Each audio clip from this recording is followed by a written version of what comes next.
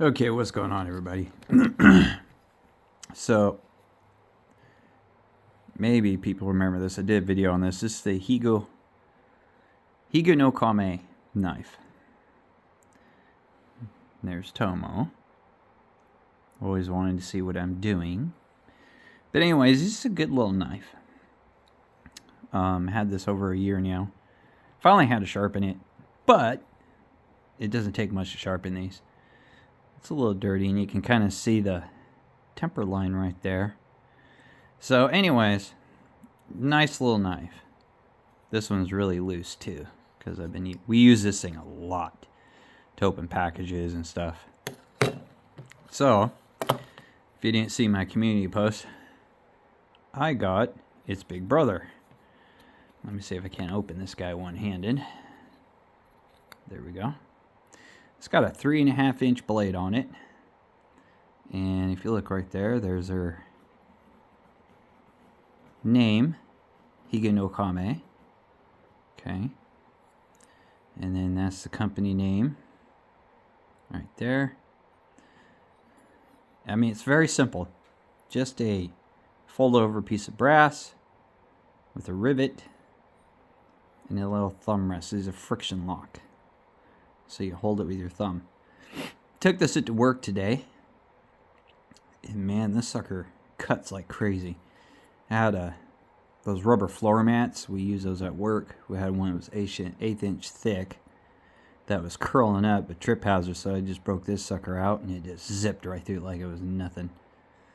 But you can see that one line right there, because all these are tempered, and it's got a nice thick blade on it too. I've seen a few YouTube videos on these, and people are like, I'm kind of confused about these knives. There's nothing confusing about them. They're just really simple knives. And people say they're ugly. I think they have a nice retro look to them. They've been making these like this for over 100 years. But you can see the difference there. How much bigger the other one is. For over 100 years, they never changed it. Been made the same way. I mean, yeah, they don't have no frills, no nothing, no ball bearings. But they work great. They'll cut through a lot of stuff before they dull out. I think it only took me less than 5 minutes to put an edge back on this thing. And man, it's sharp as hell now. And if they get loose, you just turn it over so this ball is facing down like that. And you just tap gently right here, and it tightens the rivet back up. So, real simple, easy maintenance. Should put oil on them though, because they are carbon blades. Like this one is blue steel, what they call blue steel. So that's a carbon blade. I think this is an SK steel. So it's like a stainless, if I remember correctly. But these things are nice little knives. Well made, hefty.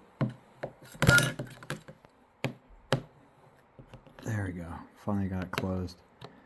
And they say if it's really tight to open, you just put it on the little nub like this, and you just kind of rock it up like that, and then bring it back down. It helps loosen it up. But the way you can tell if it's a higonokami knife is from this little, they call it a chiki, this little tab right there. That's how you know. Like I said, if I can remember, I'll put a link to the video to this. They're the only company that's allowed to make these like this, and with this specific tab. Their country actually gave them full recognition that they are the only ones. So that's kind of cool. But yeah. And now they also have some that have a like rosewood handle scale, which is kind of cool. They're making them a little bit fancier. They're still the same thing. You know, they're pressed with a rivet right there. And there's the back side of the rivet, and you just tap that and it tightens it back up.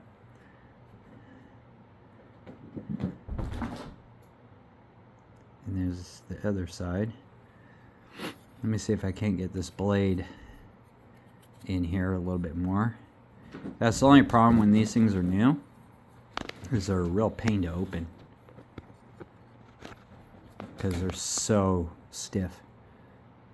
But you can see that hamon line right there.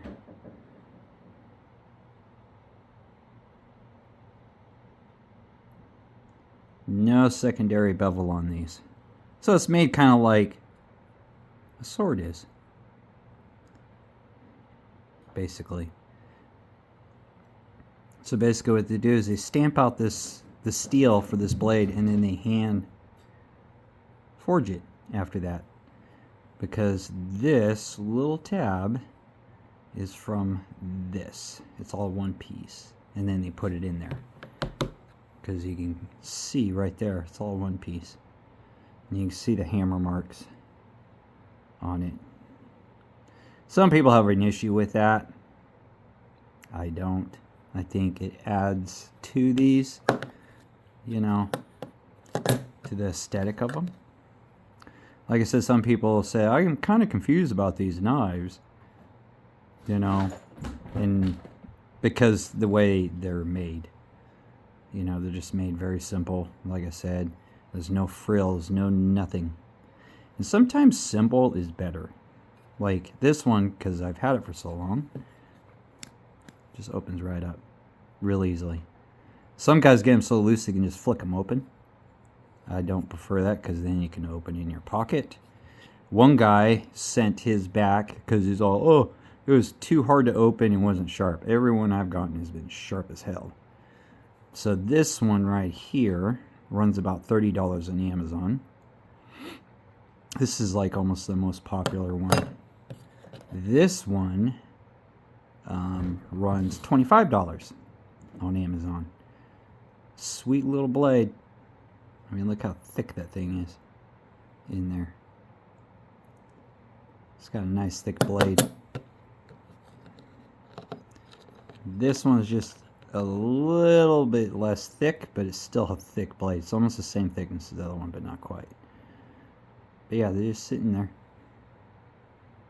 Like I said, we use this little guy for everything. Opening boxes, cut stuff, whatever. It just zips right through it. So, hope you guys enjoyed this one. We'll see you all later.